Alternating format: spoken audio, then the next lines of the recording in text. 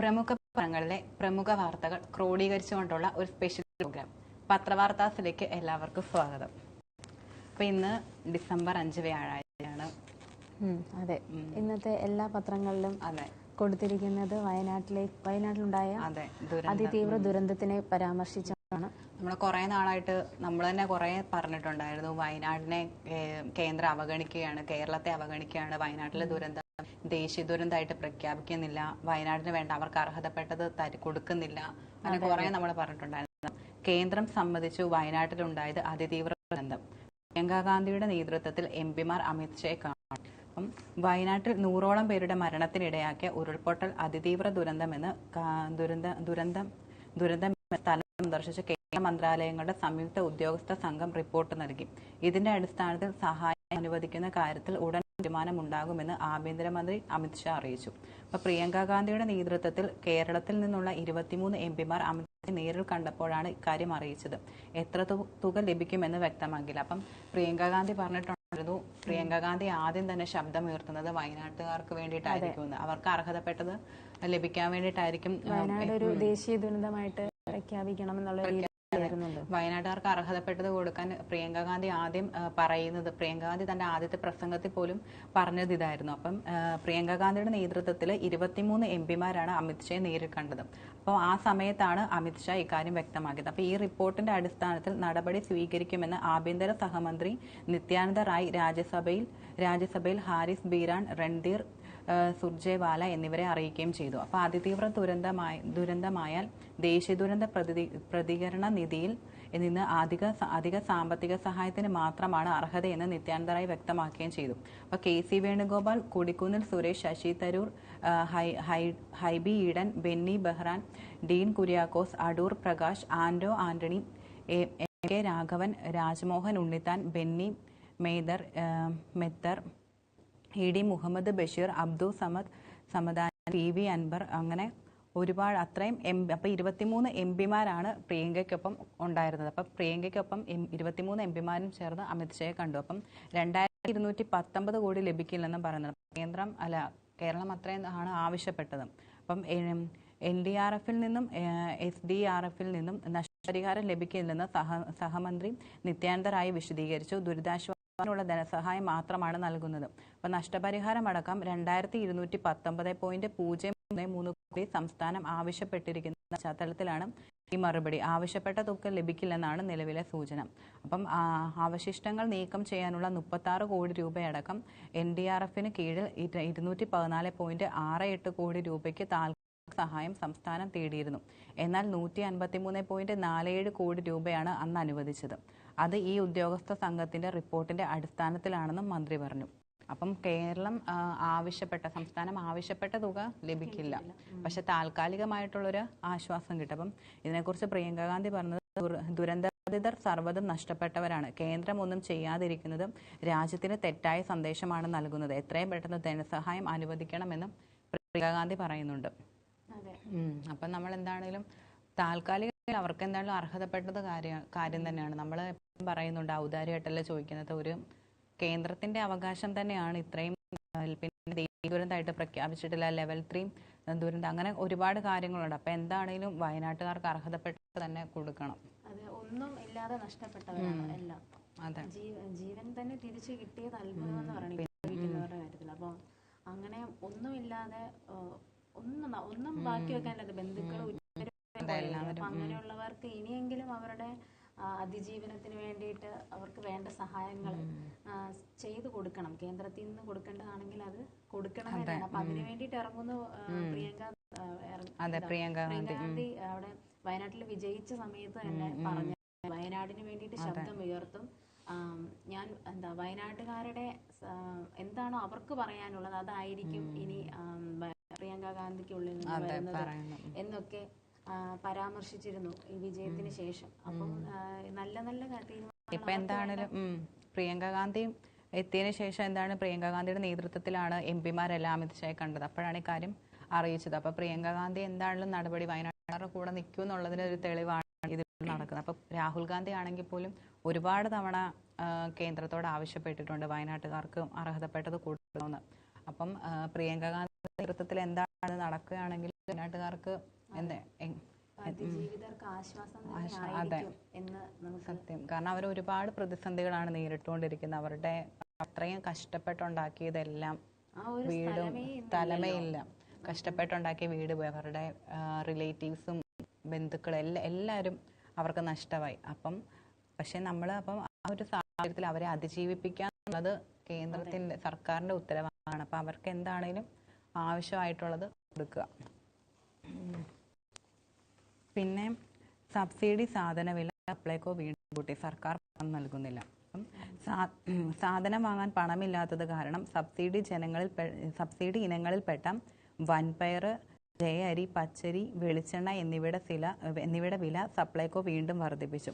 ഇക്കുറി യാതൊരു സൂചനയും നൽകാതെ വില വർധന പ്രഖ്യാപിക്കുകയായിരുന്നു. അപ്പോൾ ഫെബ്രുവരിയിൽ ഇവയടക്കം 13 സബ്സിഡി ഇനങ്ങളുടെ വില കൂട്ടിയിരുന്നു. അപ്പോൾ അതിനുശേഷം ഓണത്തിന് തൊട്ട് മുമ്പ് മട്ടയരി വില കിലോഗ്രാമിന് 30-ൽ നിന്ന് 33-ആയും പഞ്ചസാര വില 27-ൽ നിന്ന് 33-ആയും വർദ്ധിപ്പിച്ചിരുന്നു. അപ്പം സാധനം വാങ്ങാൻ പണമില്ലാത്തത് കൊണ്ട് സബ്സിഡി ഇനങ്ങളിൽ സാധനങ്ങളെല്ലാം വില വർദ്ധിപ്പിച്ചിരിക്കണം. അപ്പം സൂചന നൽകാതെയാണ് ഈ വില വർധനവ് നടന്നിരിക്കുന്നത്. അപ്പോൾ സബ്സിഡി സാധനങ്ങളിൽ അരി ഒഴികെയുള്ള മറ്റുള്ളവയുടെ സ്റ്റോക്ക് മിക്ക ഔട്ട്ലെറ്റുകളിൽ നവംബർ അവസാനത്തോടെ തീർന്നിരുന്നു. അപ്പോൾ സബ്സിഡി ഇല്ലാത്ത സാധനങ്ങൾ വിൽപ്പനയും കുറഞ്ഞു. മൊത്ത വിതരണക്കാർ വിതരണം ഭാഗികമായി അവസാനിപ്പിച്ചതാണ് ഇതിന് കാരണം. അപ്പോൾ 600 കോടി രൂപ വിതരണക്കാർക്ക് സപ്ലൈകോ നൽകാനുമുണ്ട്. അപ്പം കുടിശ്ശിക ലഭിച്ചില്ലെങ്കിൽ ടെൻഡറുകളിലും പങ്കെടുക്കില്ലെന്ന് അവർ അറിയിക്കുകയും ചെയ്തു. അപ്പോൾ ഓണത്തിന് മുമ്പ് ഇതേ പ്രതിസന്ധി ഉണ്ടായിരുന്നു.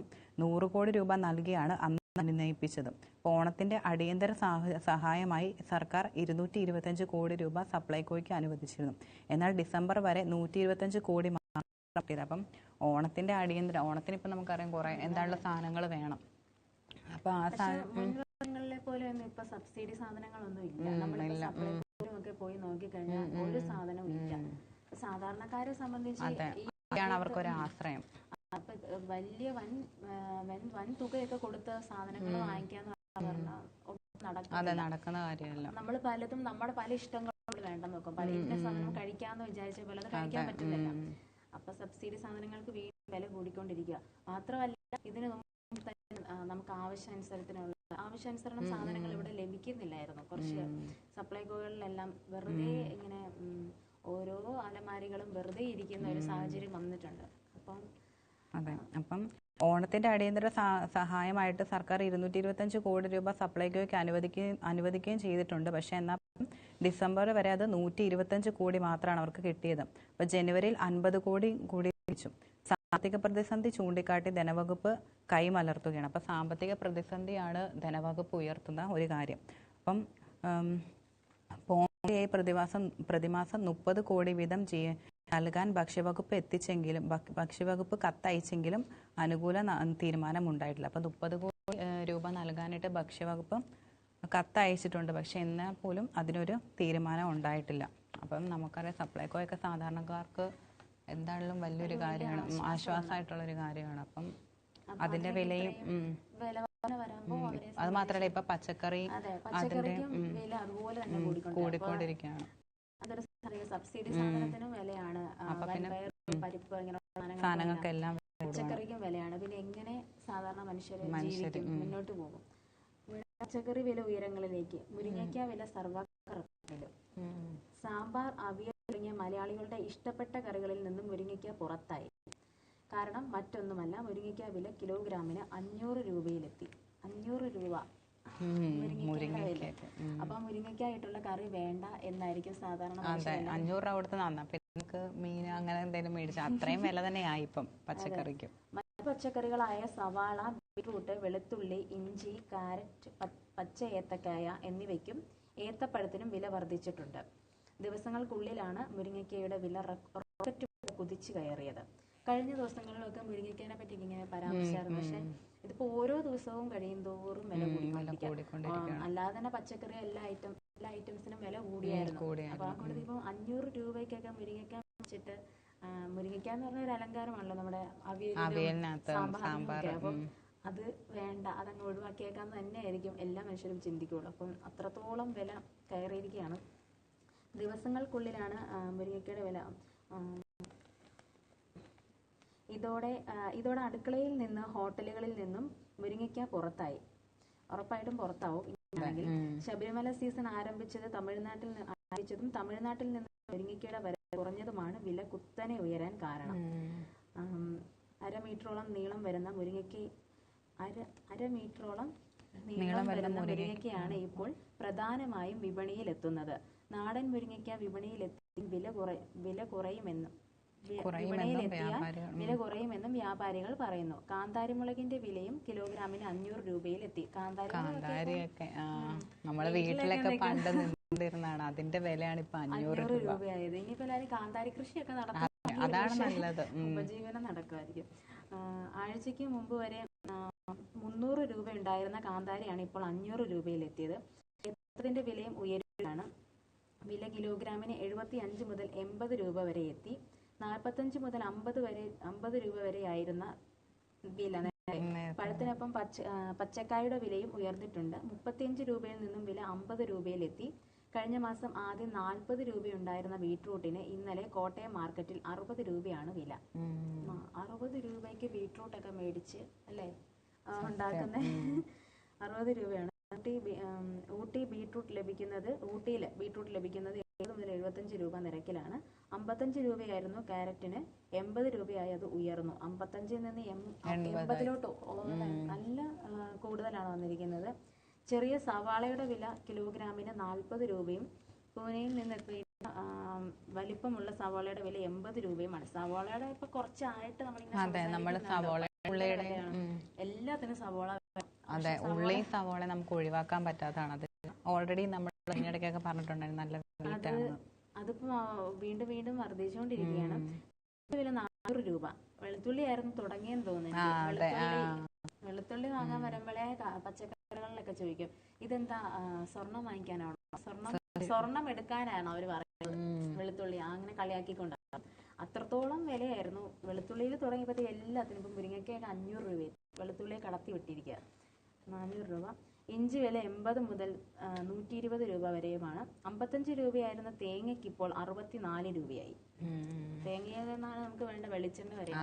വെളിച്ചെണ്ണ മലയാളികളെ സംബന്ധിച്ച് ചിന്തിക്കാൻ പറ്റില്ല. അപ്പം അതെല്ലാം വില കൂടിക്കൊണ്ടിരിക്കുകയാണ്. ക്യാബേജ്, വെണ്ടയ്ക്ക, തക്കാളി, കോവയ്ക്ക, ബീൻസ്, പയർ, മത്തങ്ങ, പടവലം ഇവയ്ക്ക് കാര്യമായ തോതിൽ വില വർദ്ധിച്ചിട്ടില്ല.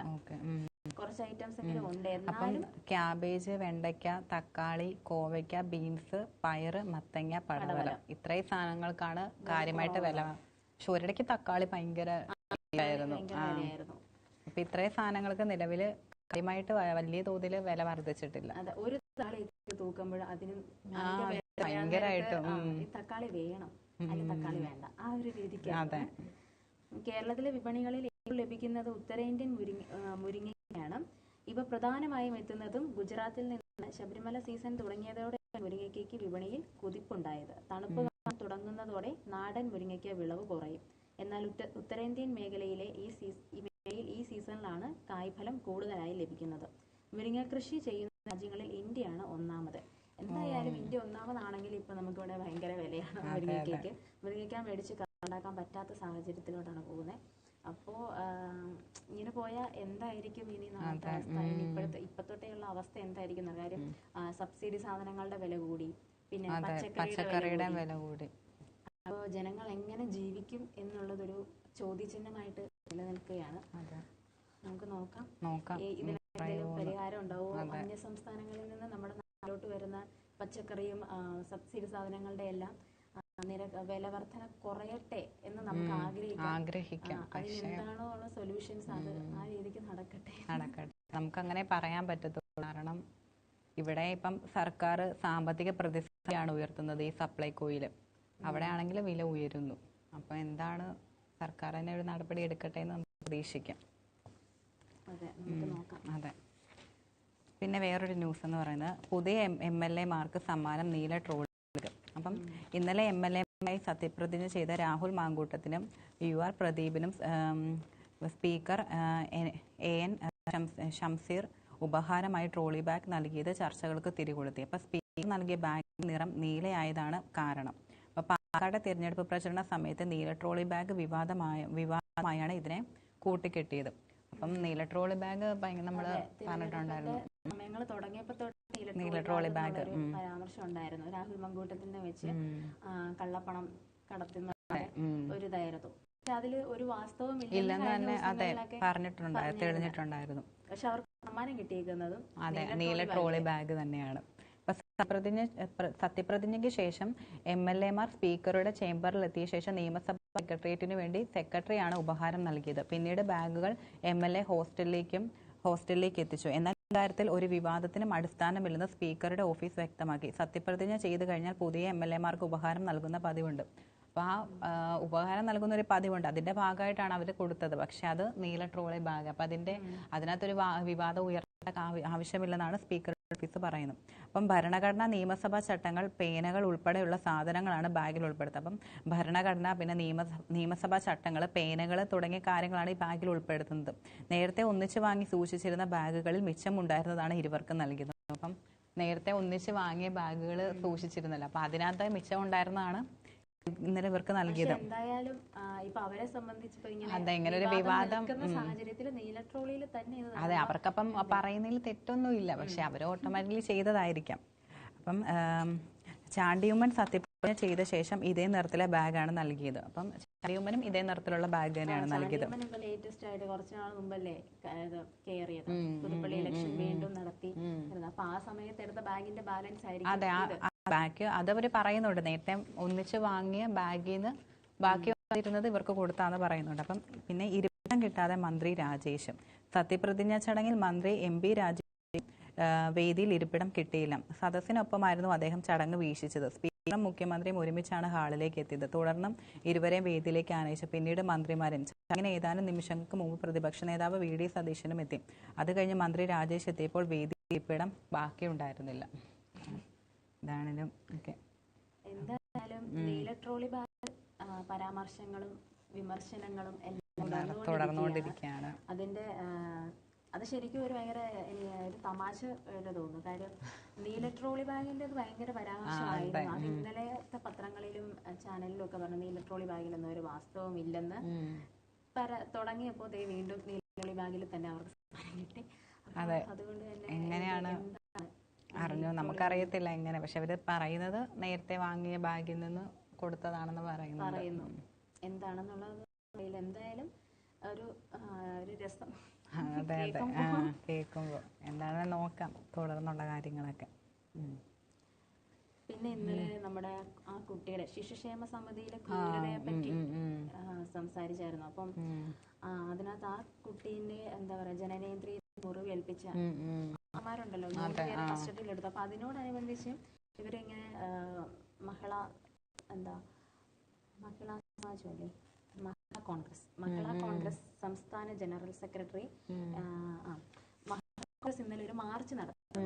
അപ്പോൾ അതിന്റെ സംബന്ധിച്ച് ജലപീരങ്കിയൊക്കെ ഉയർത്തിയത് കണ്ടോ, മറിഞ്ഞു കിടക്കുന്ന ഫോട്ടോ. നമ്മളത് ലൈവിലൊക്കെ ഇന്നലെ എല്ലാവരും കണ്ടു കാണുമായിരിക്കും. വെള്ളം അതിശക്തമായിട്ട് ദേഹത്തോട്ട് വീഴുമ്പോൾ തെറിച്ചു പോകുന്ന ഒരു സീൻ. അപ്പോൾ അതൊക്കെ അവർ ചെയ്ത് സത്യത്തിൽ ആ ഒരു കുട്ടിയുടെ ഇങ്ങനെ ചെയ്യരുത്, ഇങ്ങനെ ഒരു വീഴ്ച സംഭവിച്ചപ്പോൾ ഇനിയും അങ്ങനെ ഒരു സംഭവം ഉണ്ടാവരുതെന്നുള്ള രീതിക്കാണ് ഈ മഹിളാ കോൺഗ്രസ്സുകാർ ഇന്നലെ ഒരു സമരം നടത്തിയത്, പ്രതിഷേധം നടത്തിയത്. അതിനെതിരെ നടത്തിയ ഒരു ജലപീരങ്കി ഉയർത്തിയപ്പോൾ തെറിച്ചു പോകുന്ന രംഗങ്ങളൊക്കെയാണ് ഇന്നത്തെ പത്രങ്ങളിൽ വന്നിരിക്കുന്നത്. നമുക്ക് നോക്കാം. കിടക്കയിൽ മൂത്രമൊഴിച്ചതിന്റെ പേരിൽ ശിശുക്ഷേമ സമിതിയിൽ 2.5 വയസ്സുകാരിയെ ആയമാർ ക്രൂരമായി ഉപദ്രവിച്ച സംഭവത്തിൽ കൂടുതൽ വിവരങ്ങൾ പുറത്ത്. കുറ്റം തെളിയിക്കാതിരിക്കുന്നതിന് ആയമാർ തെളിവ് നശിപ്പിക്കാനും ശ്രമം നടത്തി. തെളിവ് നശിപ്പിക്കാനും ചെയ്തിട്ട് അല്ലേ, ഇത്ര വലിയ ക്രൂരത ചെയ്തിട്ടും അത് നശിപ്പിക്കാൻ വേണ്ടി നോക്കി. ചോദ്യം ചെയ്യലിന് വിളിച്ചപ്പോൾ നഖം വെട്ടിയാണ് പ്രതികൾ ഹാജരായത്. നഖം വെച്ച് അപ്പൊ നഖം വെട്ടിയവര് എന്താ അല്ലേ. പക്ഷെ അത് കണ്ടുപിടിക്കാൻ പറ്റില്ലേ. ഇപ്പൊ നമ്മള് നഖം വെട്ടിയത് ഇന്ന് നഖം വെട്ടിയത് അറിയാൻ പറ്റും. നഖം വെട്ടിയത്. അപ്പോൾ 3 പ്രതികളെയും കസ്റ്റഡിയിൽ വാങ്ങി ശാസ്ത്രീയ തെളിവെടുപ്പ് നടത്തുമെന്നും പോലീസ് അറിയിച്ചു. കുട്ടിയെ ഉപദ്രവിച്ച വിവരം അധികൃതരെ അറിയിക്കാതെ ഒരാഴ്ചയോളം ആയമാർ മറച്ചു വെച്ചതായും കണ്ടെത്തി. അറസ്റ്റിലായ ആയമാർ മുൻപും പലതവണ കുട്ടികളോട് ക്രൂരമായി പെരുമാറിയിട്ടുണ്ടെന്നാണ് ലഭിക്കുന്ന വിവരം. അത് അങ്ങനെ പറയുന്നുണ്ടായിരുന്നു ഇവര് ഇതിനു മുമ്പും. അതെ ഇപ്പൊ ഇങ്ങനെ കാണിക്കുന്ന കിടക്കയിൽ മൂത്രമൊഴിച്ചെന്നും പറഞ്ഞിട്ടാണ് കുട്ടിയോട് ഇങ്ങനെ. അപ്പൊ ഇവരുടെ ക്യാരക്ടർ അതായിരിക്കും, എല്ലാ കുട്ടികളോടും ഇങ്ങനെ തന്നെയായിരിക്കും ബിഹേവ് ചെയ്യുന്നത്. ഇപ്പൊ കുഞ്ഞുങ്ങളായതുകൊണ്ട് അവരെന്തായാലും അതെ, അവർക്ക് അറിയില്ല. അവർക്ക് അറിയില്ലല്ലോ. അത് 2.5 വയസ്സുള്ള കൊച്ചല്ലേ. അപ്പം അങ്ങനെ ചെയ്യുന്ന ഇപ്പൊ ഇവർ ഇതിനു മുമ്പ് ഒരുപാട് കുട്ടികൾ ഇങ്ങനെ ഉപദ്രവിച്ചിട്ടുണ്ട് എന്നുള്ള രീതിക്കൊക്കെയാണ് ഇപ്പൊ വരുന്ന റിപ്പോർട്ടുകളൊക്കെ. അപ്പോൾ അങ്ങനെ ചെയ്തിട്ടുണ്ടെങ്കിൽ ഇതിപ്പോ ഒരു ഇത്തവണത്തെ കൊണ്ട് അവർ പിടിക്കപ്പെട്ടിട്ടുണ്ട്. അപ്പൊ അതിന് അവർക്ക് കർശനമായിട്ടുള്ള ശിക്ഷ കൊടുക്കണം എന്നല്ലേ. അപ്പൊ കിടക്കയിൽ പതിവായി മൂത്രം എന്ന കുട്ടിയെ ഉപദ്രവിച്ച വിവരം പ്രധാന ഒപ്പം ഉണ്ടായിരുന്നവരോട് പറഞ്ഞിരുന്നു. അങ്ങനെ ആ 3 പേരില്. അപ്പൊ കിടക്കയിൽ പതിവായി മൂത്രം ഒഴിക്കുന്ന കുട്ടിയെ ഉപദ്രവിച്ച വിവരം പ്രധാന പ്രതി അജിത ഒപ്പം ഉണ്ടായിരുന്ന സ്ഥിരമായിട്ട് മൂത്രം ഒഴിക്കുന്നു. അതായത് എല്ലാ ദിവസവും കുഞ്ഞുങ്ങളല്ലേ, അവർക്ക് അറിയത്തില്ലല്ലോ, മൂത്രം ഒഴിക്കും. അപ്പൊ ആ സമയത്ത് ഈ ഉപദ്രവിച്ച പ്രതി മറ്റു 2 പേരോട്, ഇപ്പൊ 3 പേരാണല്ലോ അവരോട് പറഞ്ഞിട്ടുണ്ടായിരുന്നു ഞാൻ ഇങ്ങനെ ചെയ്തെന്നായിരുന്നു. കുട്ടിയെ ഉപദ്രവിച്ചെന്ന് വ്യക്തമായിട്ടും ഇത് തടയാനോ അധികാരികളെ വിവരം അറിയിക്കാനോ ഒപ്പം ഉണ്ടായിരുന്ന സിന്ധുവും മഹേശ്വരിയും തയ്യാറാണ്. സാധാരണ ഒരു ഇച്ചിരി ഇത് അധികൃതരോട് പറഞ്ഞില്ലേ പോലും അവരോട് പേഴ്സണലായിട്ട് പറയാം, ഇനി അങ്ങനെ ചെയ്യരുത്. അതുപോലും ചെയ്തിട്ടില്ല. തീർന്നു പോയേനെ, അങ്ങനെ ചെയ്യരുത്, അത് ശിക്ഷ, അത് ക്രൂരതയാണെന്നൊക്കെ ഉള്ളതൊന്നും ബോധ്യപ്പെടുത്തി കൊടുത്തിരുന്ന, പക്ഷെ അത് അവിടെ തീർന്നേനെ. പക്ഷെ അതവര് ചെയ്തില്ല. എന്തായാലും അത് ഭയങ്കര ഒരാഴ്ചയോളമാണ് വിവരം മറച്ചു വെച്ചത്. ഒരാഴ്ചയോളം വിവരം മറച്ചു വെച്ചു. ഇതിനിടെ കുട്ടിയെ കുളിപ്പിച്ചതെല്ലാം പ്രതികളായിരുന്നതിനാൽ സംഭവം പുറത്താരും അറിഞ്ഞില്ല. ഈ 3 പേര് തന്നെയായിരിക്കും മാറി മാറി ചെയ്തോണ്ടിരുന്നത്. സംഭവം എന്തായാലും അറിയത്തില്ല. മറ്റൊരാൾ വന്നപ്പോഴല്ലേ പുറത്ത്. 20 പേരുടെ പോലീസ് രേഖപ്പെടുത്തി. 2 ദിവസത്തെ ചോദ്യം ചെയ്തതിനു ശേഷമാണ് പോത്തൻകോട് ആണ്ടൂർക്കോണം സ്വദേശി അജിത 49 വയസ്സാണ്, അയ്യൂരുപ്പാറ സ്വദേശി മഹേശ്വരി 49 വയസ്സ് തന്നെയാണ്, കല്ലമ്പലം നാവായിക്കുളം മുല്ലൂർ സ്വദേശി സിന്ധു 47 വയസ്സാണ് എന്നിവർ കുറ്റം സമ്മതിച്ചത്. സംഭവത്തിന് പിന്നാലെ അറസ്റ്റിലായ 3 പേർ ഉൾപ്പെടെ 7 ആയമാരെ ശിശുക്ഷേമ സമിതി പിരിച്ചുവിടുകയും ചെയ്തു. അപ്പം 3 പേരല്ല, ഇതിന് പിന്നിൽ ഇതുപോലെ കുറെ ഇതേ സ്വഭാവത്തിലുള്ള കുറച്ച് ആൾക്കാരുണ്ട്.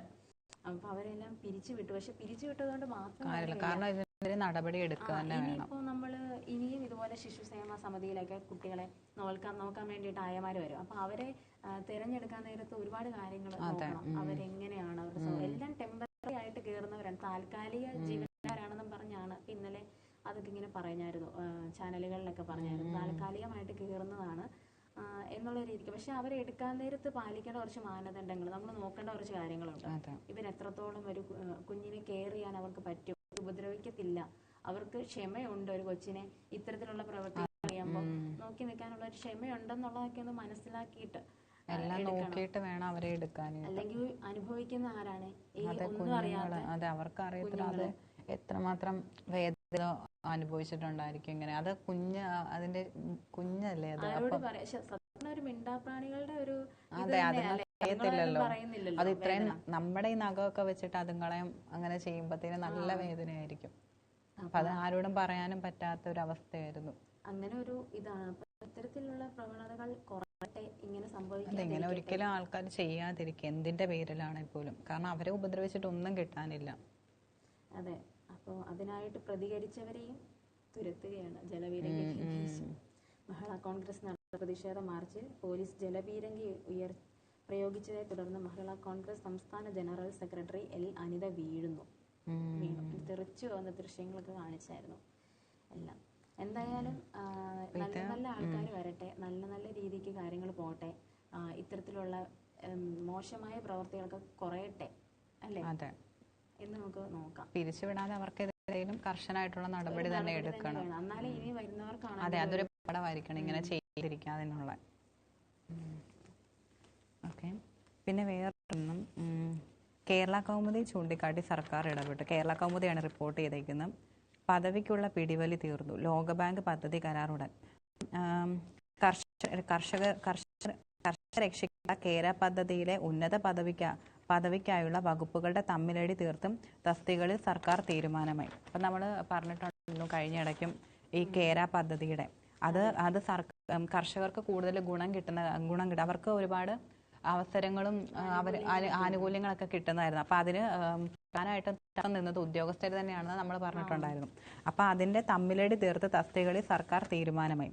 അപ്പം 1650 80.85 കോടി ലോകബാങ്ക് വായ്പയ്ക്കടക്കമുള്ള 2365.5 കോടി പദ്ധതിയിലെ 5 കോടിയുടെ പദ്ധതിയിലെ തമ്മിലടികൾ കേരള കൗമുദി റിപ്പോർട്ട് ചെയ്തതും ചീഫ് സെക്രട്ടറി ശാരദ മുരളീധരൻ ഇടപെട്ട് 3 IASകാരെയും 5 KSകാരെയും പദ്ധതി നടത്തപ്പെടുത്തി. അപ്പോൾ അത് കേരള കൗമുദി റിപ്പോർട്ട് ചെയ്തതിനെ തുടർന്നാണ് ആ തർക്കങ്ങൾക്കൊരു തീരുമാനമായത്. Principal secretary doctor B Ashok ഇന്നലെ ഉത്തരവിറക്കിയതോടെ പദ്ധതി നിർവഹണ വിഭാഗം നിലവിൽ വന്നു. ഡെപ്യൂട്ടേഷനിൽ ഇവരെ നിയമിക്കാൻ ഫയൽ ഇന്നലെ തന്നെ മുഖ്യമന്ത്രിക്ക് അയക്കുകയും ചെയ്തു. അപ്പോൾ പ്രോജക്ട് മാനേജർ ഉത്തരവായതോടെ ലോകബാങ്കുമായി ഉടൻ കരാറിൽ ഒപ്പിടും. അപ്പം പ്രോജക്ട് മാനേജ്മെന്റ് ഉത്തരവായതോടെ ലോകബാങ്കുമായിട്ട് ഉടൻ കരാർ ഒപ്പിടുമെന്നാണ് പറയുന്നത്. അപ്പം 5 ലക്ഷം കർഷകർക്ക് നേരിട്ടും 10 ലക്ഷം പേർക്ക് പരോക്ഷമായും ഗുണം ലഭിക്കുന്ന പദ്ധതിയിലായിരുന്നു കസേര തർക്കം. അപ്പം 5 ലക്ഷം കർഷകർക്ക് നേരിട്ട് ഇതിലൂടെ ഈ പദ്ധതിയിലൂടെ ഗുണം ലഭിക്കും. അതുപോലെ 10 ലക്ഷം കർഷകർക്ക് പരോക്ഷമായിട്ടും ഗുണം ലഭിക്കും. അപ്പം ഇത് കാരണം കേന്ദ്ര സർക്കാരും ലോകബാങ്കും അംഗീകരിച്ചിട്ടും പദ്ധതി തുടങ്ങാൻ കഴിഞ്ഞിരുന്നില്ല. അപ്പോൾ ഈ തർക്കം കാരണമായിരുന്നു കൂടുതലായിട്ടും ഈ പദ്ധതി കാരണമായിരുന്നു കേന്ദ്ര സർക്കാരിനും ലോകബാങ്കും അംഗീകരിച്ചിട്ടും പദ്ധതി തുടങ്ങാൻ കഴിയാതിരുന്ന ഈ തർക്കം കാരണമായിരുന്നു. അപ്പോൾ പദ്ധതിയുടെ ഡയറക്ടർ കൃഷി പ്രിൻസിപ്പൽ സെക്രട്ടറി ഡോക്ടർ ബി അശോകനാണ്. അപ്പോൾ ഓരോ IASകാരനെ ജോയിന്റ് അഡീഷണൽ പ്രോജക്റ്റും ഡയറക്ടറാക്കി മാറ്റി. 5 KSകാർ ഡെപ്യൂട്ടി പ്രോജക്ട് ഡയറക്ടർ തസ്തികയിലും നൽകിയിട്ടുണ്ട്. അപ്പോൾ ഡെപ്യൂട്ടേഷനിലാണ് എല്ലാ തസ്തികയിലും നിയമനം. 2029 മാർച്ച് വരെയാണ് പദ്ധതിയുടെ കാലാവധി. അപ്പോൾ 2029 മാർച്ച് വരെയായിരിക്കും ഈ പദ്ധതിയുടെ കാലാവധി എന്ന് പറയുന്നത്. അപ്പം പൊതുഭരണം, ധനം, കൃഷി, വ്യവസായം, IT, പ്ലാന്റേഷൻ വകുപ്പുകളിലെ ഉദ്യോഗസ്ഥരാണ് പദ്ധതിയുമായി ബന്ധപ്പെട്ട് പ്രവർത്തിക്കുന്നത്. ഇപ്പോൾ തിരുവനന്തപുരത്ത് സ്റ്റേറ്റ് പ്രോജക്ട് മാനേജ്മെന്റ് യൂണിറ്റും കോട്ടയം, തൃശൂർ, കണ്ണൂർ എന്നിവിടങ്ങളിൽ റീജിയണൽ യൂണിയനുകളും നിലവിൽ വരും. കാർഷിക സർവകലാശാലയും കിൻഫ്രയും സ്റ്റാർട്ടപ്പ് മിഷനും നിർവഹിക്കുന്ന ഏജൻസികളാണ്. അപ്പോൾ എന്താണെങ്കിലും അത് കർഷകർക്ക് എന്താണെങ്കിലും ഗുണം ചെയ്യുന്നവർ 10 ലക്ഷം കർഷകർക്കാണ് അതിൻ്റെ ഗുണം നേരിട്ട് ലഭിക്കുന്നത്. 5 ലക്ഷം കർഷകർക്ക് നേരിട്ട് ഗുണം ലഭിക്കും, 10 ലക്ഷം കർഷകർക്ക് പരോക്ഷമായിട്ടും ഗുണം ലഭിക്കും.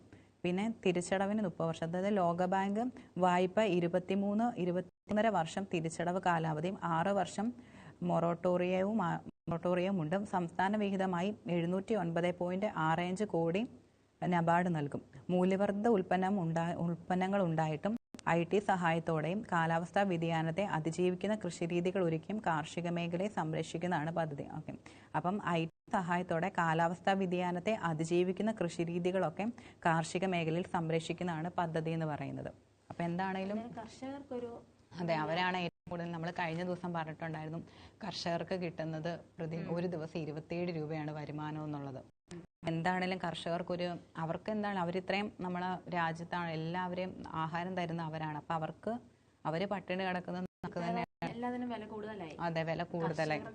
പക്ഷെ വിപണിയിൽ എത്തിച്ച ശേഷമാണ് വില കൂടുന്നത്. പക്ഷെ കർഷകർക്ക് അവർക്ക് അതിന്റെ ലാഭം കിട്ടുന്നില്ല. അതാണ് വളരെ കുറച്ച് പേർക്കൊക്കെ ആയിരിക്കും കിട്ടുന്നത്. അപ്പൊ കർഷകർ കാലാവസ്ഥ കൊണ്ടൊക്കെ അതെ ഇപ്പൊ കഴിഞ്ഞ മഴയ്ക്കാണെങ്കിലും ഒരുപാട് നഷ്ടങ്ങൾ കർഷകർക്ക് ഉണ്ടായിട്ടുണ്ട്. അപ്പൊ എന്താണെങ്കിലും ഇപ്പൊ കാലാവസ്ഥയൊക്കെ അതിജീവിക്കാനുള്ള പദ്ധതിയൊക്കെയാണെന്നാണ് പറയുന്നത്. അപ്പൊ എന്താണെങ്കിലും കഷ്ടപ്പെട്ട് ഇപ്പൊ കർഷകര് കൃഷി ചെയ്ത് വന്ന് വിളവെടുക്കുന്ന സമയത്ത് കാലാവസ്ഥ പ്രതികൂലമായിട്ട് മാറും. മുഴുവൻ അവിടെ നശിക്കുക. പിന്നെ അവര് ചെയ്ത കൃഷിയുടെ ഉൽപ്പന്നങ്ങൾക്കൊന്നും അവർക്ക് ലാഭം കിട്ടുന്നില്ല. അവർക്ക് അതിൽ നിന്ന് ഒരു ലാഭം ഉണ്ടാകുന്നില്ല. അപ്പൊ അതൊക്കെ ഒരു വലിയൊരു പ്രതിസന്ധിയാണ്. അപ്പൊ എന്താണെങ്കിലും കർഷകർക്ക് ഒരു അധ്വാനിക്കുന്നതിന്റെ അതനുസരിച്ച് അതെ പ്രതിഫലം അവർക്ക് കിട്ടണം. ഇതുപോലുള്ള വായ്പകൾ ഒക്കെ ലോകബാങ്ക് കൊടുക്കാൻ നേരത്ത് ഇതിൽ പിന്നെ ഒരു എന്താ പറയാ പിന്നെ അതിനകത്ത് കാണിക്കത്തിൽ അല്ലെങ്കിൽ അധികൃതര് നമുക്ക് വിശ്വസിക്കാം. പെൻഷന്റെ കാര്യം വന്ന പോലെ അതെ അവകാശപ്പെട്ടവർക്ക് കിട്ടുന്നില്ല അല്ലേ? അതെ, അവകാശപ്പെട്ടവർക്ക് എത്രയാണ് ആൾക്കാരാണ് അനധികൃതമായിട്ട് പെൻഷൻ കൈപ്പറ്റുന്നത്. അപ്പൊ എന്താണേലും കർഷകർക്കുള്ളൊരു നല്ലൊരു അവസരമാണ്. അതെന്താണേലും നല്ല രീതിയിൽ തന്നെ പോട്ടെ അല്ലേ? അതെ. വിഴിഞ്ഞം ഉദ്ഘാടനത്തിന് ഒരുങ്ങി വിഴിഞ്ഞം. പരീക്ഷണങ്ങൾ വിജയിച്ച് വിഴിഞ്ഞം അന്താരാഷ്ട്ര തുറമുഖം 1ാം ഘട്ട ഉദ്ഘാടനത്തിന് ഒരുങ്ങി. 5 മാസം നീണ്ട ട്രയൽ റൺ അവസാനിപ്പിച്ചു. ആദ്യത്തിന്റെ കമ്മീഷനിങ് പ്രധാനമന്ത്രിയുടെ തീയതി ലഭിക്കുന്ന മുറയ്ക്ക് നടത്തും. Professional completion certificate Madras IIT independent engineering വിഭാഗം ടീം ലീഡർ ആർ കുറുപ്പയ്യ തുറമുഖ മന്ത്രി VN വാസവന് കൈമാറി. കുറെ നാളത്തെ ഒരു ഇതായിരുന്നല്ലോ വിഴിഞ്ഞം പദ്ധതി. അപ്പൊ അതിന്റെ ഉദ്ഘാടനത്തിന് ഒരുങ്ങിയിരിക്കുന്നു എന്നുള്ള ഒരു വാർത്തയാണ് വരുന്നത്. വിഴിഞ്ഞം international sport Indian institute of technology Madras തുടങ്ങിയ ഏജൻസികൾ സംയുക്തമായാണ് കരാർ പ്രകാരമുള്ള എല്ലാ നടപടികളും പൂർത്തീകരിച്ച് വിഴിഞ്ഞത്തെ കൊമേഴ്സ്യൽ ഓപ്പറേഷൻ തുറമുഖമായി പ്രഖ്യാപിച്ചത്. കേരളത്തിന്റെ സ്വപ്നമാണ് അതിന്റെ പ്രവൃത്തി പദത്തിൽ എത്തിയിരിക്കുന്നതെന്നും സന്തോഷവും അഭിമാനവും പകരുന്ന ഈ നിമിഷമാണിതെന്നും മന്ത്രി VN വാസവൻ പറഞ്ഞു. 2034 മുതൽ തുറമുഖത്തിന്റെ വരുമാനത്തിൽ നിന്നുള്ള വിഹിതം സംസ്ഥാന 2034 മുതൽ, അപ്പോൾ ഇനിയും ഒരു 10 വർഷമല്ലേ, 10 മുതൽ അപ്പൊ കഴിയുമ്പോൾ 2034 മുതൽ തുറമുഖത്തിന്റെ വരുമാനത്തിൽ നിന്നുള്ള വിഹിതം സംസ്ഥാനത്തിന് ലഭിക്കുമെന്ന് പറയുന്നത്. സമയബന്ധിതമായി ഒന്നാം ഘട്ടത്തിന്റെ പ്രവർത്തനങ്ങൾ പൂർത്തിയാക്കാൻ സാധിച്ചു. തുറമുഖ പ്രിൻസിപ്പൽ സെക്രട്ടറി KS ശ്രീനിവാസ്, വിഴിഞ്ഞം ഇന്റർനാഷണൽ സീപോർട്ട് ലിമിറ്റഡ് AD ദിവ്യ S അയ്യർ, MD ദിവ്യ S അയ്യർ, പിന്നെ CEO ശ്രീകുമാർ K നായർ, അദാനി വിഴിഞ്ഞം പോർട്ട് CEO പ്രദീപ് ജയരാജൻ ചടങ്ങിൽ പങ്കെടുത്തു. അപ്പൊ അത് കേരളത്തിന്റെ ഒരു സ്വപ്ന പദ്ധതിയാണ് വിഴിഞ്ഞു എന്ന് പറയുന്നത്. അതെ, എന്താണെങ്കിലും അത് വന്ന ഒരുപാട് വികസനങ്ങൾ കേരളത്തിൽ ഉണ്ടാവുമെന്ന് പറയുന്നുണ്ട്. അപ്പം 2034 മുതലായിരിക്കും തുറമുഖത്തിന്റെ വരുമാനത്തിൽ നിന്നുള്ള വിഹിതം സംസ്ഥാനത്തിന് ലഭിക്കുന്നത്. എന്താണെന്ന് നോക്കാം. പിന്നെ വേറൊരു ന്യൂസാണ്, ബാറ്ററി തകരാർ വന്ദേ ഭാരത് ഷൊർണൂരിൽ കുടുങ്ങി. അപ്പൊ വന്ദേ ഭാരത് അറിയാമല്ലോ, കാറിന്റെ യാത്ര ചെയ്യാൻ വേണ്ടി കൊതിക്കുന്ന കുറെ പേരുണ്ട്, കുറെ ആളുകൾക്ക് ഇഷ്ടമാണ്. അപ്പം കാസർഗോഡ് തിരുവനന്തപുരം വന്ദേ ഭാരത് എക്സ്പ്രസ് ബാറ്ററി തകരാറിനെ തുടർന്ന് ഷൊർണൂർ റെയിൽവേ സ്റ്റേഷന് സമീപം വഴിയിൽ കുടുങ്ങിയത് കാരണം 3.5 മണിക്കൂറാണ് യാത്ര വൈകിയത്. അപ്പോൾ ഇന്നലെ വൈകിട്ട് 5:20 ഷൊർണൂർ ജംഗ്ഷനിൽ നിന്നും യാത്രക്കാരെ കയറ്റി ഭാരതപ്പുഴ പാലത്തിലേക്ക് കടന്നതും എഞ്ചിൻ നിലച്ച് ട്രെയിൻ നിന്നു. എയർ കണ്ടീഷണർ നിലച്ചതും ഓട്ടോമാറ്റിക് വാതിലുകൾ തുറക്കാനാവാത്തതുമായിരുന്നു സ്ത്രീകളടക്കമുള്ള യാത്രക്കാരെ പരിഭ്രാന്തരാക്കിയത്. ഓക്കെ, അപ്പം എയർ കണ്ടീഷണർ നിലച്ചതോടെ ഓട്ടോമാറ്റിക് വാതിലുകൾ തുറക്കാൻ കഴിഞ്ഞില്ല. അപ്പം സ്ത്രീകളടക്കമുള്ള യാത്രക്കാർക്ക് അത് ഏറ്റവും വലിയൊരു പരിഭ്രാന്തിയായിരുന്നു. അപ്പോൾ 1.5 മണിക്കൂറിന് ശേഷം മറ്റൊരു എഞ്ചിൻ ഉപയോഗിച്ച് വന്ദേ ഭാരതിനെ ഷൊർണൂർ സ്റ്റേഷനിൽ തിരിച്ചെത്തിച്ചതിലൂടെയാണ് തകരാറ് പരിഹരിക്കപ്പെട്ടത്. അപ്പോൾ പിന്നീട് സാധാരണ എഞ്ചിൻ ഘടിപ്പിച്ച് 8:50 യാത്ര പുനരാരംഭിച്ചു. 8:50 പോയി യാത്ര അങ്ങനെ വായിച്ചു. അപ്പം 5:20 ഷൊർണൂർ ജംഗ്ഷനിൽ നിന്ന് യാത്രക്കാരെ കയറ്റിയത്. അപ്പം 3.5 മണിക്കൂറാണ് വൈകിയത്. അപ്പോൾ 8:50 യാത്ര പുനരാരംഭിച്ചു. അപ്പോൾ വന്ദേ ഭാരത് വഴിയിൽ കുടുങ്ങിയത് കൊച്ചി, ഷൊർണൂർ, പാലക്കാട് പാതയിൽ മറ്റു ചില ട്രെയിനുകളെയും ബാധിച്ചിട്ടുണ്ട്. അപ്പം ഓട്ടോമാറ്റിക് വരുമ്പോഴത്തേനും മറ്റു ട്രെയിനുകൾക്കും അതൊരിതാണ്. അപ്പോൾ ഈ ട്രെയിൻ കാരണം ഒരുപാട് പ്രതിസന്ധികളുണ്ടെന്ന് തന്നെ പരാതികൾ വന്നിരുന്നു. ഇതിങ്ങനെ ഇത് വരുന്ന കാരണം കുറെ ട്രെയിൻ പിടിച്ചു നിർത്തിയിട്ട് മറ്റു യാത്രക്കാർക്ക്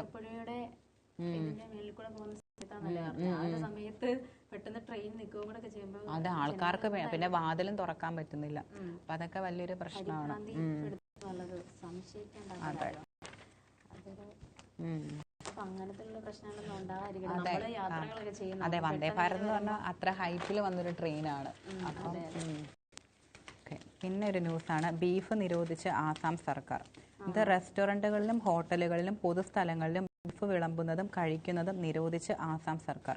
മുഖ്യമന്ത്രി ഹിമന്ത ബിശ്വ ശർമ്മയാണ് ഇക്കാര്യം ഇന്നലെ വാർത്താ സമ്മേളനത്തിൽ അറിയിച്ചത്. അപ്പം റെസ്റ്റോറൻറ്റുകളിലും പൊതുസ്ഥലങ്ങളിലും ബീഫ് വിളമ്പുന്നതും കഴിക്കുന്നതും നിരോധിച്ചിരിക്കുകയാണ് ആസാം സർക്കാർ. അപ്പം ബീഫ് കഴിക്കുന്നതുമായി ബന്ധപ്പെട്ട് സംസ്ഥാനത്ത് നിലവിലുള്ള നിയമം ഭേദഗതി ചെയ്യാനാണ് മന്ത്രിസഭ തീരുമാനം കൈക്കൊണ്ടത്. അപ്പം നേരത്തെ ക്ഷേത്രങ്ങൾക്ക് സമീപം ബീഫ് കഴിക്കുന്നത് നിർത്തുന്നതായിരുന്നു തീരുമാനിച്ചത്.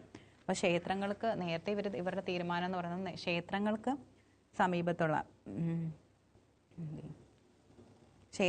സമീപം ബീഫ് കഴിക്കുന്നത് നിർത്താനായിരുന്നു ഇവരുടെ തീരുമാനം. എന്നാൽ നിരോധനം ഇപ്പോൾ സംസ്ഥാനമൊട്ടാകെ വ്യാപിപ്പിക്കുകയാണ്. ഓക്കെ, അപ്പം നേരത്തെ ക്ഷേത്രങ്ങൾക്ക് സമീപമായിരുന്നു, ഇപ്പം നിരോധനം സംസ്ഥാനമൊട്ടാകെ വ്യാപിപ്പിക്കുകയാണ്. അപ്പം മുഖ്യമന്ത്രി ബീഫ് നിരോധനത്തെ സ്വാഗതം ചെയ്യാൻ മന്ത്രി പീയൂഷ് ഹസാരിക പ്രതിപക്ഷമായ കോൺഗ്രസിനോട് ആവശ്യപ്പെടുകയും ചെയ്തു. അപ്പം ഇനിയിപ്പോൾ അവിടെ ഉള്ളവർക്ക് ബീഫ് കഴിക്കാൻ അവിടെ പ്രധാനമായിട്ടാണല്ലോ ഗോമാതാവ്, പശുവിനെ അവർ ഒരുപാട് ദൈവമായിട്ട് ദൈവമായിട്ടൊക്കെ കാണുന്നുണ്ട്. അപ്പം എന്തെങ്കിലും ബീഫ് ഒരു വശത്ത് നിന്ന് ചിന്തിക്കുമ്പോൾ നല്ലതാണ്, ദൈവമായിട്ട് കാണും, ഉപദ്രവിക്കില്ല. കുറച്ചു പേർക്കാണെങ്കിലും ബീഫിനോട് ഇഷ്ടമുള്ളവരുണ്ട്. കാരണം ഇപ്പൊ നമ്മൾ ഇവിടുന്ന് തന്നെ പോകുന്നവർ എന്താണെങ്കിലും കുറച്ചു പേരൊക്കെ അവിടെ താമസിക്കുന്നവരുണ്ടായിരിക്കും. അപ്പൊ അവർക്കതൊരു പ്രശ്നമായിരിക്കും എന്താണേലും. പിന്നെ ഓരോരുത്തർക്കും ഓരോരോ വിശ്വാസങ്ങളും ആരാധനയൊക്കെയാണ്. നമ്മൾ എവിടെ ചെല്ലുന്നു അവിടെ അതിജീവിക്കാൻ നോക്കൂ. അതെ, അത്രേ ഉള്ളൂ. ഇപ്പൊ അവിടുത്തെ അവരിപ്പം കോമൺ അറിഞ്ഞൂടാ, അവിടുത്തെ ആൾക്കാർ എങ്ങനെയാണെന്ന് നമുക്ക് അറിയത്തില്ലല്ലോ. നേരത്തെ പക്ഷേ ബീഫ് ഇപ്പൊ ഇവിടെ നിന്നൊക്കെ പോകുന്നവരാണെങ്കിൽ ഇപ്പൊ അവിടെ ചെന്ന് ബീഫ് കഴിക്കാൻ വേണ്ടി തയ്യാറായി കഴിഞ്ഞാൽ ചിലപ്പോൾ അത് അയ്യോ, അത് സത്യം. കാരണം അവർക്ക് പശുവിനെ ഉപദ്രവിക്കുക അങ്ങനെയൊക്കെ ചെയ്ത് അവരുടെ ഫുള്ള് ഇതാകും, ഫുള്ള് വയലന്റ് ആകും. അവരെന്താ ചെയ്യുന്നതെന്ന് പോലും പറയാൻ പറ്റത്തില്ല. കാരണം മനുഷ്യനേക്കാളും വിലയുണ്ട് അവരുടെ നാട്ടില് പശുവിന്. അപ്പൊ എന്താണേലും ഇവിടുന്ന് പോകുന്നവരൊക്കെ ശ്രദ്ധിക്കുക, ബീഫ് ഇഷ്ടപ്പെടുന്നവർ അവിടെ പോകുമ്പോൾ ശ്രദ്ധിക്കുക എന്താണേലും. പിന്നെന്താ നമ്മുടെ ചുഴലിക്കാറ്റ്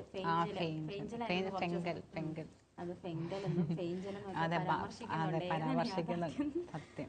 എന്തായാലും അതിന്റെ ഒരു തുലാമഴ കുറവ് പരിഹരിച്ചു എന്നാണ് പറയുന്നത്. ഫെയ്ഞ്ചൽ ചുഴലിക്കാറ്റ് ഫെയ്ഞ്ചൽ ചുഴലിക്കാറ്റ് തമിഴ്നാട്ടിൽ കര തൊട്ടതിന് പിന്നാലെ സംസ്ഥാനത്ത് പരക്കെ ലഭിച്ച ശക്തമായ മഴ തുലാവർഷത്തിന്റെ കുറവ് പരിഹരിച്ചു.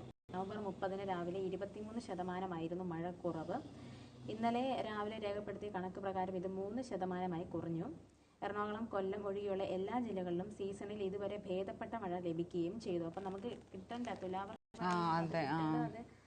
കുറഞ്ഞതിന്റെ തുലാമഴയുടെ കുറവ് ഈ ഇതുകൊണ്ട് പരിഹരിച്ചിട്ടുണ്ട്. പക്ഷെ എന്നാലും ഇതിനകത്ത് പ്രശ്നങ്ങൾ, ഒരുപാട് പേര് വെള്ളത്തിലാണ്. നമ്മള് കോട്ടയത്ത് തന്നെ നല്ല രീതിയിൽ മഴ പെയ്തിരുന്നു 2-3 ദിവസം. ചങ്ങനാശ്ശേരി നല്ല മഴയായിരുന്നു. അപ്പോൾ അങ്ങനെ പരിഹരിച്ചിട്ടുണ്ടെന്നാണ് പറയുന്നത്. 3 ദിവസത്തിനിടെ 10.50 സെന്റിമീറ്റർ മഴയാണ് സംസ്ഥാനത്ത് ശരാശരി ലഭിച്ചത്. ഒക്ടോബർ 1 മുതൽ ഇന്നലെ രാവിലെ വരെ 45.19 സെന്റിമീറ്റർ മഴ ലഭിച്ചു. 46.67 സെന്റിമീറ്റർ ലഭിക്കേണ്ട സ്ഥാനത്താണിത്. 46. അപ്പം 6 കിട്ടേണ്ട സ്ഥാനത്താണ് അത് കിട്ടിയിരിക്കുന്നത്. ചെറിയൊരു വേരിയേഷനേ ഉള്ളൂ. കോഴിക്കോട് 35% മഴ കൂടിയപ്പോൾ കൊല്ലത്തും എറണാകുളത്തും 21-26% വീതം കുറഞ്ഞു. വടക്കിഴക്കൻ മൺസൂണിൽ 23 ദിവസമാണ് സംസ്ഥാനത്താകെ ശരാശരിയിൽ കൂടുതൽ മഴ കിട്ടിയത്. നവംബർ 30 മുതൽ ഡിസംബർ 3 വരെയാണ് ഫെയ്ഞ്ചലിന്റെ ഭാഗമായുള്ള മഴ കിട്ടിയത്.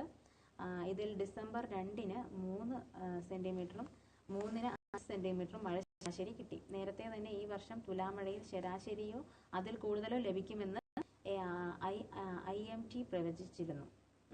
അതേസമയം അറബിക്കടലിന്റെ കിഴക്കൻ മധ്യമേഖലയിൽ എത്തിയ ഫെയ്ഞ്ചലിന്റെ അവശേഷിക്കുന്ന ഭാഗം ഇന്നലെ രാവിലെ ന്യൂനമർദ്ദമായി ദുർബലമായി.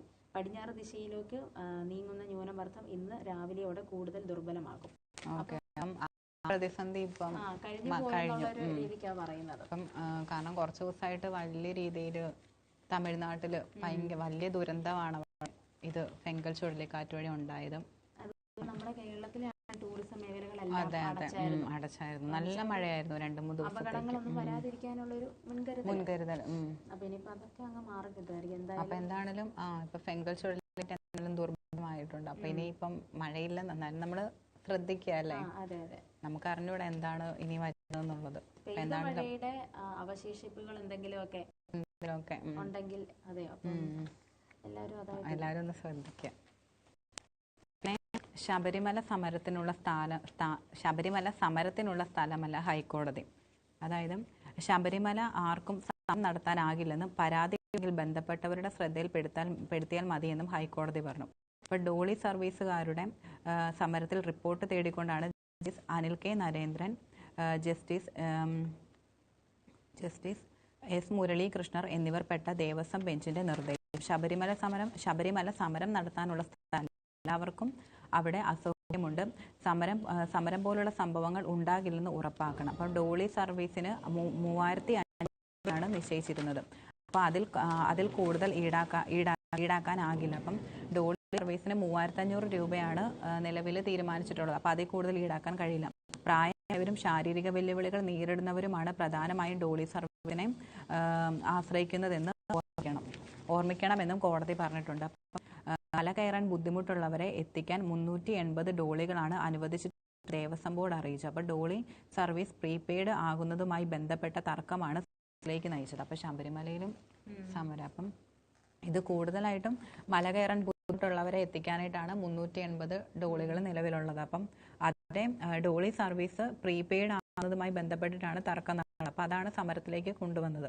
അപ്പോൾ ചർച്ചയെ തുടർന്ന് സമരം പിൻവലിച്ചിരുന്നു. കൊല്ലം ആര്യങ്കാവിൽ ശബരിമല തീർത്ഥാടനം സഞ്ചരിച്ച ബസ്സും ലോറിയും കൂട്ടിയിടിച്ചുണ്ടായ അപകടത്തിൽ കോടതി റിപ്പോർട്ടും തേടിയിട്ടുണ്ട്. അപ്പോൾ അപകടത്തിൽപ്പെട്ട വാഹനത്തിൽ കളർ ഫോട്ടോ അടക്കം ഹാജരാക്കാനും നിർദ്ദേശിച്ചിട്ടുണ്ട്. അപ്പം ശബരിമല സമരത്തിനുള്ള സ്ഥലമല്ലെന്നാണ് ഹൈക്കോടതി പറയുന്നത്. കഷ്ടപ്പാടല്ലേ ഇങ്ങനെ മല ഇങ്ങനെ ആൾക്കാരെയൊക്കെ എടുത്തോണ്ടേ. അതെ അതെ. അപ്പോ നമുക്കത് കാണുമ്പോ അറിയാം, ഈ ശബരിമലയിലും പണിയിലും ഒക്കെ ജലം ഇതുപോലെ എടുത്തോണ്ട് മല കയറ്റുന്നത്. അത് ചുമക്കുന്നവര് നമ്മളിങ്ങനെ നോക്കും, നമുക്ക് തന്നെ നടക്കാൻ പറ്റുന്നില്ല, അത്രയും ഹൈറ്റ്. അതൊക്കെ ഇങ്ങനെ അതിപ്പോ അതായത് ഇവര് ഈ സമരമൊക്കെ നടത്തുമ്പോഴത്തേക്കിനും അത് ഭയങ്കര കഠിനാധ്വാനത്തിന്റെ ഇതാണ്. നമ്മളെ പോലെ ഇപ്പൊ കുറച്ച് ആൾക്കാർ വയ്യാത്തവരൊക്കെ ആണെങ്കിലും മേളിൽ ചെല്ലുന്നത്. ഇപ്പൊ സമരം നടത്തുമ്പോൾ അത് ബാക്കിയുള്ളവർക്കും ഭയങ്കര ബുദ്ധിമുട്ടായിരിക്കും അവിടെ. അപ്പൊ അതൊക്കെ ശ്രദ്ധിക്കണം. സ്ഥലം അല്ലെന്നാണ് പറയുന്നത്. അതെ. പിന്നെ ഇപ്പൊ ഡിജിറ്റൽ തട്ടിപ്പുകൾ, ഡിജിറ്റൽ തട്ടിപ്പ് കർശന നടപടി ഉറപ്പാക്കി കേന്ദ്രം. 1700 സ്കൈപ്പ്, 59,000 വാട്സപ്പ് അക്കൗണ്ടുകൾ ബ്ലോക്ക് ചെയ്തു. ഡിജിറ്റൽ അറസ്റ്റ് ഉൾപ്പെടെയുള്ള എല്ലാ തരം ഡിജിറ്റൽ തട്ടിപ്പുകൾക്കെതിരെയും കർശന നടപടി ഉറപ്പാക്കി കേന്ദ്രം. ഇതിന്റെ ഭാഗമായി ഇതുവരെ 1700 സ്കൈപ്പ് അക്കൗണ്ടുകളും 59,000 വാട്സപ്പ് അക്കൗണ്ടുകളും ബ്ലോക്ക് ചെയ്തു. തട്ടിപ്പിനായി ഉപയോഗിച്ച 6.69 ലക്ഷം മൊബൈൽ സിം കാർഡുകൾ നവംബർ 15 വരെ റദ്ദാക്കിയതായും കേന്ദ്ര ആഭ്യന്തര മന്ത്രാലയം അറിയിച്ചു. ഇങ്ങനത്തെ ഒരുപാട് പ്രശ്നങ്ങൾ നടക്കുന്നുണ്ടല്ലേ. ഇപ്പൊ ബാങ്കിന്റെ പേരിലാണെങ്കിലും ഒക്കെ OTP വരികയും, ഇപ്പൊ നമ്മളെ സാധാരണ മനുഷ്യരെ സംബന്ധിച്ച് അയ്യോ ശരിയാണല്ലോ, ഇത് എങ്ങനെയാണോ എന്ന് വിചാരിച്ച്, കാരണം നമ്മളിപ്പോ കൂടുതലും ഓൺലൈൻ ആയതുകൊണ്ട് തന്നെ നമ്മൾ ഓൺലൈൻ ഒരുപാട് തട്ടിപ്പുകൾ വരും. ഇപ്പൊ കൂടുതൽ പൈസ കിട്ടാൻ വേണ്ടി ഇപ്പൊ ഗെയിമുകൾ വഴി എത്ര പേരാണ് ആത്മഹത്യ ചെയ്യുന്നത്. ഓരോ കടം കയറിയിട്ട് ആത്മഹത്യത്തിന് കുറെ സംഭവങ്ങളുണ്ട്. അപ്പൊ നമുക്കറിയത്തില്ല. അപ്പൊ ഒന്നിലും ഓൺലൈൻ സംവിധാനങ്ങളൊന്നും അറിയാത്ത മനുഷ്യരുണ്ട്. അപ്പൊ അങ്ങനെയുള്ളവരെ തട്ടിപ്പിന് ഇരയാക്കാൻ വേണ്ടി ഭയങ്കര എളുപ്പമായിരിക്കും. അവരെ വിളിച്ചിപ്പോ നിങ്ങളുടെ ബാങ്കിന്റെ പാസ്ബുക്കിന്റെ നമ്പർ എന്ന് പറയാമോ, ബാങ്ക് അക്കൗണ്ട് നമ്പർ എന്ന് പറയാമോ എന്ന് ചോദിക്കുമ്പോൾ ചിലപ്പോൾ ശരിയായിരിക്കും, ബാങ്കിൽ നിന്ന് വിളിക്കുന്നതായിരിക്കും എന്നൊക്കെ വിചാരിച്ച് ചിലപ്പോൾ അവരത് നമ്പർ പറഞ്ഞു കൊടുക്കും. പക്ഷെ അതിനകത്ത് നമ്മൾ ചീറ്റ് ചെയ്യപ്പെടുകയാണ്, നമ്മളെ പറ്റിച്ച് നമ്മുടെ അക്കൗണ്ടിൽ നിന്ന് ക്യാഷ് എടുക്കുകയും ഒക്കെയാണ്. സാധാരണക്കാരെ നമ്മൾ അല്ലാതെ ഈ പൈസ കിട്ടും അങ്ങനെയൊക്കെ പറഞ്ഞ് വരുന്ന ലിങ്കുകളിലൊന്നും ക്ലിക്ക് ചെയ്യാതിരിക്കുക, ആരെങ്കിലും ഫോൺ എടുത്ത്, അങ്ങനെ ഒരുപാട് തട്ടിപ്പുകൾ വന്നിട്ടുണ്ട്. നമ്മൾ പോലും വിശ്വസിക്കുന്ന രീതിയിലാണ് വരും. അപ്പോൾ ആഭ്യന്തര മന്ത്രാലയത്തിന് കീഴിലുള്ള സൈബർ ക്രൈം കോർഡിനേഷൻ സെന്ററാണ് നടപടികൾ സ്വീകരിക്കുന്നത്. സംസ്ഥാന സർക്കാരുകളുമായി ചേർന്നാണ് ഈ സെന്ററിന്റെ പ്രവർത്തനം. ഡിജിറ്റൽ അറസ്റ്റ് പോലുള്ള തട്ടിപ്പുകൾക്കെതിരെ ജാഗ്രത പുലർത്തണമെന്ന് പ്രധാനമന്ത്രി നരേന്ദ്രമോദി മൻ കി ബാത്തിന്റെ 15ാം പതിപ്പിലൂടെ ആവശ്യപ്പെട്ടിരുന്നു. അപ്പോൾ നമ്മളെല്ലാവരും ശ്രദ്ധിക്കണം എന്നാണ് പറയുന്നത്. സംസ്ഥാന സർക്കാരിനും അതിനുള്ള നിർദ്ദേശങ്ങളൊക്കെ കൊടുത്തിട്ടുണ്ട്. അവരുമായി ചേർന്നാണ് സെന്ററിന്റെ പ്രവർത്തനങ്ങളൊക്കെ വരുന്നത്. അപ്പം ഇങ്ങനെയുള്ള ഡിജിറ്റൽ അറസ്റ്റ് പോലുള്ള തട്ടിപ്പുകൾക്കെതിരെ ജാഗ്രത പുലർത്തണമെന്ന് പ്രധാനമന്ത്രി നരേന്ദ്രമോദി മൻ കി ബാത്തിന്റെ 115ാമത്തെ പതിപ്പിലൂടെ ആവശ്യപ്പെട്ടിരുന്നു. തട്ടിപ്പ് കോളുകൾ വരുമ്പോൾ പരിഭ്രാന്തരാകരുത്. സ്വകാര്യ വിവരങ്ങൾ കൈമാറാതെ ഉടൻ തന്നെ നാഷണൽ സൈബർ ഹെൽപ്പ് ലൈനിൽ വിവരം അറിയിക്കണമെന്നും പ്രധാനമന്ത്രി അറിയിച്ചിരുന്നു. നമ്മൾ ആരെങ്കിലും വിളിച്ചിട്ട് നമ്മുടെ സ്വകാര്യ വിവരങ്ങൾ ചോദിക്കാൻ നേരത്തെ ഇപ്പൊ നമ്മൾ പൈസ ഇടുന്ന ഉടനെ ആധാർ കാർഡ്, പാസ്ബുക്ക് അങ്ങനെയൊക്കെ കൊടുക്കുന്നവരുണ്ട്. അപ്പൊ അങ്ങനെ കൊടുക്കാതിരിക്കുക. ഇപ്പൊ പ്രായമായ അമ്മച്ചിമാരൊക്കെ ആണെങ്കിലും അതെ, അവർക്ക് അറിയത്തില്ല കാര്യങ്ങൾക്ക് വേണ്ടി, അല്ലെങ്കിൽ കോൾ ചെയ്യാൻ നിങ്ങൾക്ക് പെൻഷൻ കിട്ടിയിട്ടില്ലല്ലോ ഇത് ചോദിക്കുമ്പോൾ നമുക്കിവിടെ പെൻഷൻ കിട്ടാത്ത ഒരു സാഹചര്യം വന്നിരുന്നു. അപ്പൊ കിട്ടാനായിട്ടായിരിക്കും എന്ന് വിചാരിച്ച് ചിലപ്പോൾ നമ്മുടെ നമ്പരും നമ്മുടെ സ്വകാര്യ വിവരങ്ങളൊക്കെ അങ്ങ് കൊടുക്കും. അതാണ് നമുക്കും അത് കൂടുതലും, കാരണം വിശ്വസിപ്പിക്കുന്ന തരത്തിലായിരിക്കും അവരുടെ സംസാരവും ഇടപെടലുകളൊക്കെ. അപ്പൊ നമ്മളത് കൂടുതൽ ശ്രദ്ധിക്കുക. ഇപ്പൊ ഒരുപാട് തവണ ഇങ്ങനത്തെ കേസുകൾ വരുമ്പോഴത്തേക്കിനും എല്ലാവരോടും പറയുന്ന കാര്യങ്ങളാണത്. അപ്പൊ കൂടുതൽ അങ്ങനെയുള്ള കഴിവത് ഒരു കാര്യം നമ്മുടെ പേഴ്സണൽ ആയിട്ടുള്ള ഡീറ്റെയിൽസ് ഒന്നും ആർക്കും കൊടുക്കാതിരിക്കുക, ഇങ്ങനെയുള്ള കോളുകൾ എടുക്കാതിരിക്കുക. ഇപ്പൊ എടുത്താൽ തന്നെ നമ്മൾ ഇപ്പൊ പറയുന്നുണ്ട് സൈബർ സെല്ലിൽ അപ്പൊ കംപ്ലൈന്റ് ചെയ്യുക, അങ്ങനെ വരുവാണെങ്കിൽ സൈബർ ഹെൽപ്പ് ലൈനിൽ വിവരം അറിയിച്ചാൽ മതി. അപ്പം വേറെ ഒരു പ്രശ്നം ഉണ്ടാകത്തില്ല. ഇങ്ങനെ ഒരു സിറ്റുവേഷൻ വരുവാണെങ്കിൽ സൈബർ ഹെൽപ്പ് ലൈനിൽ വിവരം അറിയിക്കാനാണ് പ്രധാനമന്ത്രിയുടെ അറിയിപ്പ്. അപ്പൊ അതിനനുസരിച്ച് എന്താണ് ഇങ്ങനത്തെ തട്ടിപ്പുകളും പെടാതിരിക്കുക.